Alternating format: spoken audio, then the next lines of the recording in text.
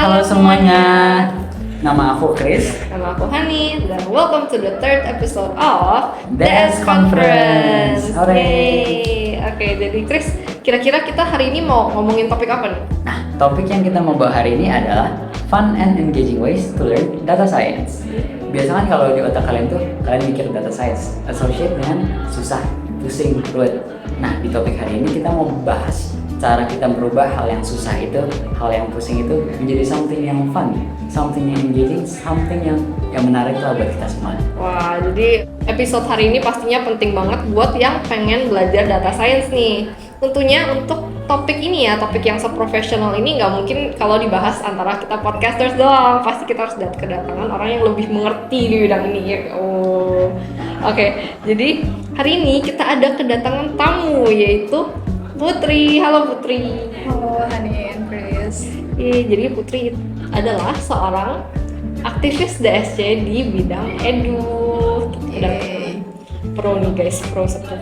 Oke. Agak gimana gitu ya disebut profesional sebenarnya. Boleh lah, kan kapan lagi kita bisa interview anak edu. Oke, jadi langsung aja kita pengen dig into this topic, boleh? Boleh Chris, kasih pertanyaan kamu. Langsung aja ya ke pertanyaan yang pertama. Menurut kamu, apa sih data science itu? Kalau bicara tentang data science itu apa? Kan kalau dari kosakatanya sendiri data science ya, kayak ya sainsnya data. Jadi kalau aku pribadi mengartikan data science itu kayak gabungan dari keilmuan terkait data-data yang di dalamnya tuh include tentang gimana kita belajar tentang bisnis proses. Jadi kita perlu tahu bisnis proses juga dalam mengetahui data-data ini data apa sih.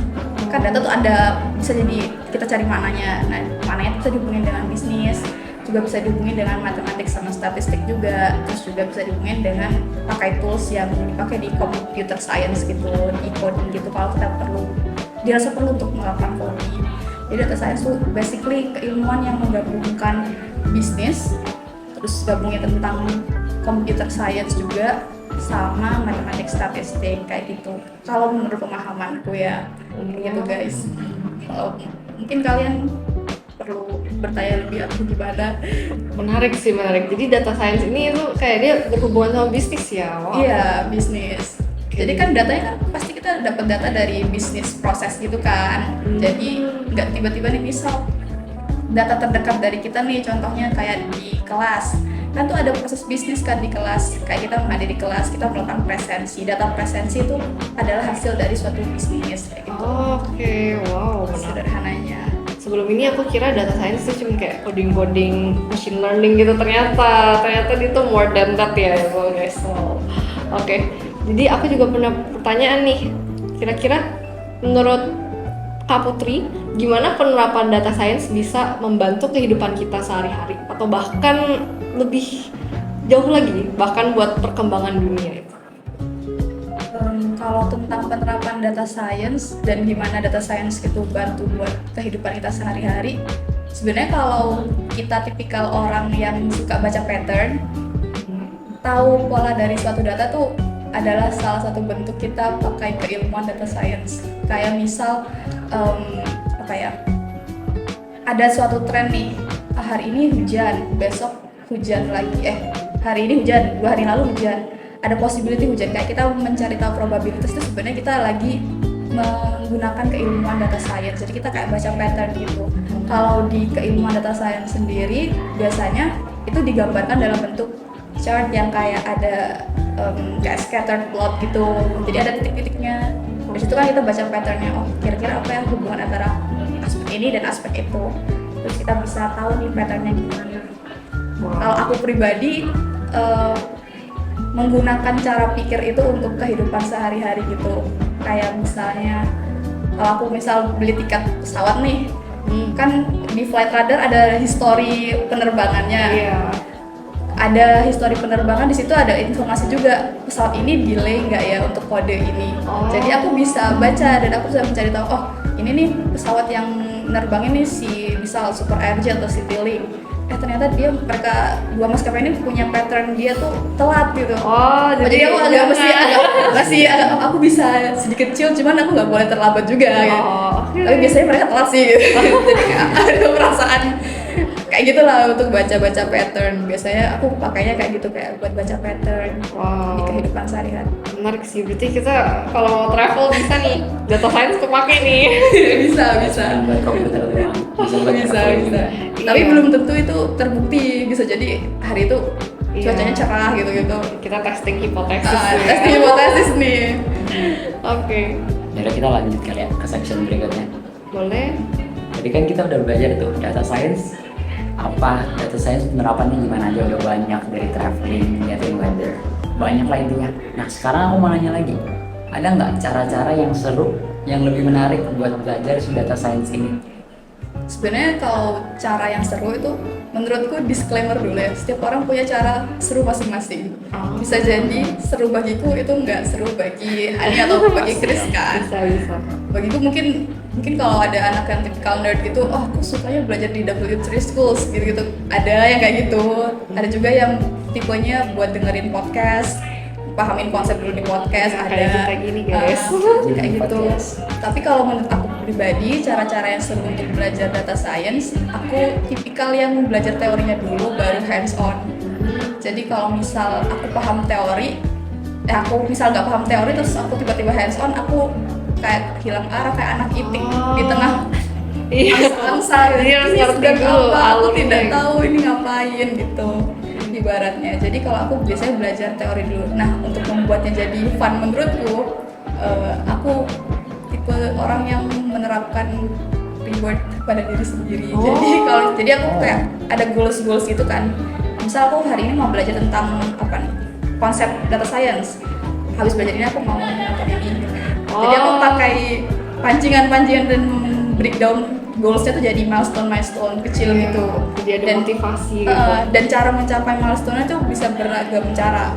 Bisa dengan aku belajar, oh DSC ini sering posting tentang topik-topik menarik nih, tentang NLP gitu-gitu, atau tentang data visualisasi mungkin. Bisa juga scrolling akun DSC gitu kan, ada konten-konten menarik buat belajar. Itu kan juga fun ya, bisa sambil scrolling sosmed ya. Iya. Sambil scrolling sosmed bisa belajar data Bisa science. belajar. Iya, Iya, khususnya mesti- data science club gitu. Iya. Ya meskipun kita buka itu bukan untuk belajar ya, tapi kayak ya setidaknya ada nyangkut dikit lah. Oh ada ya ada data science tuh bisa belajar tentang data visualisasi gitu, Iya. bisa pakai Tableau gitu. Wow. Ya Kita bikin. adalah nyangkut dikitnya.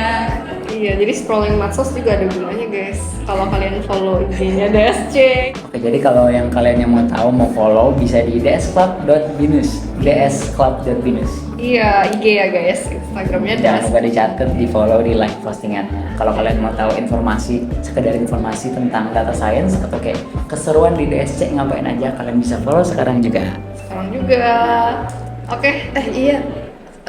Hani sama Chris sebenarnya cara lain yang menurutku juga seru tuh kayak ikut monthly class atau bootcamp gitu. Wow. Salah satunya tuh kalau aku pribadi, aku sekarang kebetulan lagi join monthly class-nya DSC. Nah, di monthly class itu kan kayak rutin gitu kan, 2 minggu sekali. Jadi kayak yang seperti aku bilang, kayak dibagi milestone-nya per 2 minggu gitu. Jadi aku belajarnya dibilang rutin, ya rutin, tapi 2 minggu sekali. Iya. Terus istilahnya ada keinginan untuk belajar gitu Iya, menurutku. ada progresnya Iya. juga. Nah, oke. Nah, Kak kan udah sharing nih cara-cara yang seru.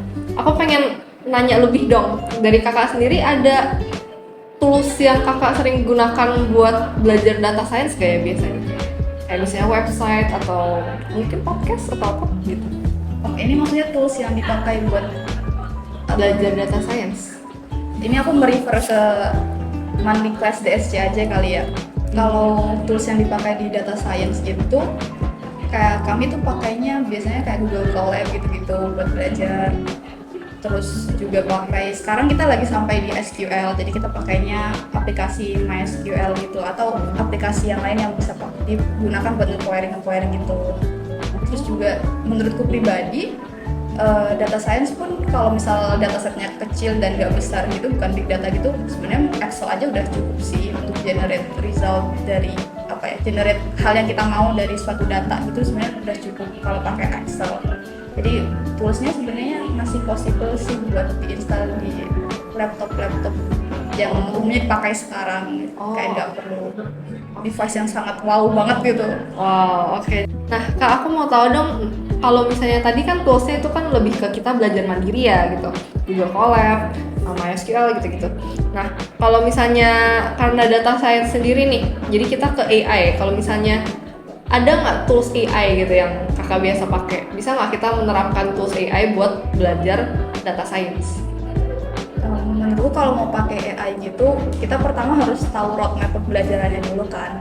Kalau dari kita misal mau belajar data science, kita ya udah kita bisa pakai AI kayak ChatGPT atau pakai Gemini gitu. Terus kita tulis aja prompt kayak roadmap menjadi data scientist yang mahir, yang handal. Terus kita udah tahu tuh roadmapnya. Terus habis itu kita bisa pakai AI-nya lagi buat nanya lebih tentang itu. Misal roadmap pertama kayak knowing bisnis di data science gitu. Ya udah kita pakai promptnya aja. Jadi AI di sini lebih ke jadi study companion gitu sih, kayak teman belajar, studying assistant lah ibaratnya. Kalau kita stuck sama suatu hal, bisa kita refer code kita ke AI gitu, ke Gemini atau ke ChatGPT kayak tolong dong benerin code ini. Kadang tuh soalnya gitu, kalau misalnya code yang kutulis kayak error terus nih, bahasanya pun bisa serasa itu kayak kadang ngetiknya di promptnya kayak tolong benerin code ini dong, aku stuck. Terus aku tinggal tes code-nya. ChatGPT udah jadi teman. Udah menjadi teman, bahkan kayak udah tolong jelasin dalam bahasa bayi soalnya aku nggak paham. Itu bisa juga, jadi AI bisa dipakai dengan cara seperti itu sih. Iya, wah menarik banget ini. Jadi produk dari data science bisa dipakai buat belajar data science. Bener banget, Wah, bener banget. keren banget. Nah, tadi kan kita udah bahas tools yang kita pakai buat belajar data science, kayak tadi AI, ChatGPT, terus resource kayak misalnya DSC punya kelas-kelas gitu. Buat yang mau join silahkan join. Oke, sekarang aku mau nanya, kalau starter pack buat anak-anak data science itu apa aja? Kayak misalnya aplikasi yang diperluin atau ya begitu-begituannya? Iya, yang semua orang kalau mau belajar data science itu pasti harus ada dulu. Kalau yang cuman kayak generate, kayak kita nyari average, terus nyari modus gitu kan sebenarnya bisa pakai tools yang sangat-sangat kita kenal nih. Apalagi kalau datasetnya kecil, kita bisa pakai Excel, tinggal sama dengan min aja gitu kan. Sama dengan average, astaga. Nah, kita bisa pakai cara itu juga. Terus sebenarnya kalau di data science kan bahasa pemrograman yang sering dipakai itu kan Python sama R kalau nggak salah. Tapi yang mostly use di industri kata orang-orang itu Python. That's why kita pakainya tuh Google Colab. Karena pakai Google Colab karena Google Colab itu kan cloud base ya. Jadi ya, lebih ringan nih dibanding nggak perlu install, tinggal akses aja Google Colab. Terus di situ kita bisa mulai coding dan import datanya yang kita mau di situ. Iya, gitu. Sebagai orang yang pakai Google Colab itu sebuah ciptaan yang sangat keren sih. Aku jadi nggak usah pakai spek laptop aku buat training data itu sangat berguna. Oke. Terus tools lain yang bisa kita pakai itu kayak kan kita perlu memvisualisasikan data nih. Nah itu ada banyak cara sih, atau ada banyak aplikasi-aplikasi yang bisa kita pakai buat memvisualisasikan data. Kita bisa pakai lagi-lagi kalau misal mau yang mudah dan murah, gratis, cloud based, kita bisa pakai juga dari punya Google Looker Studio. Itu kan bisa kita generate chart gitu di sana. Tinggal import data aja dimasukin di sheet. Terus juga bisa pakai Tableau. Tableau ini common use juga sih sebenarnya di dunia data science, sama di visualisasi data. Terus juga bisa pakai Power BI. Kan kita dapat free access ya, agak tahu nih. Harusnya dapat lah ya, bisa.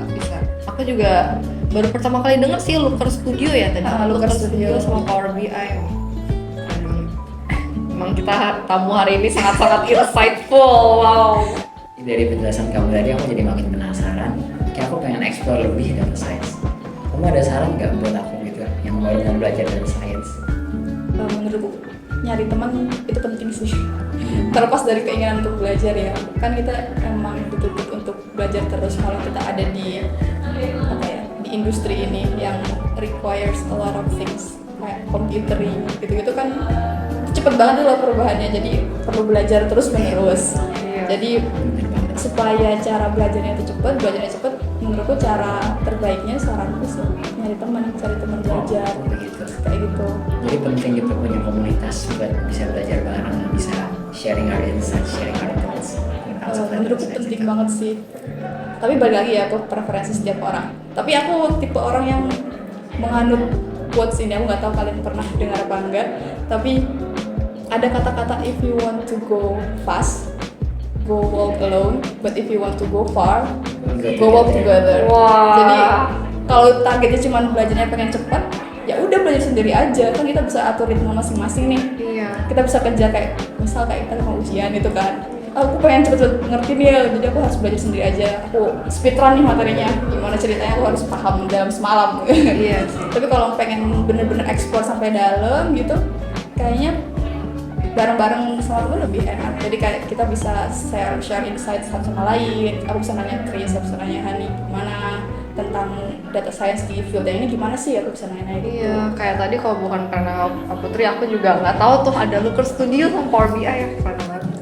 Makanya penting sih guys, dari sekarang cari komunitas buat belajar data science. Tadi Kak Putri insightful banget. Kita udah belajar dari cara belajar data science, tools-tools yang kita pakai buat data science, terus banyak lah, tadi banyak banget. Sekarang kalau misalnya dari Kak Putri sendiri, ada pesan nggak yang mau disampaikan ke pendengar kita di sini? Tetap lapar. Itu Indonesia, itu Indonesia. Tapi ada yang bilang tetap penasaran aja tentang hal yang pengen kita cari tahu. Dalam hal ini data science kan. Jadi kalau kita tetap penasaran terus, kita tuh bakal mencari cara untuk belajar tentang itu. Nah caranya tuh beraneka ragam. Kayak join data science club contohnya. Aku join komunitas Sedikit tuh, ya. guys.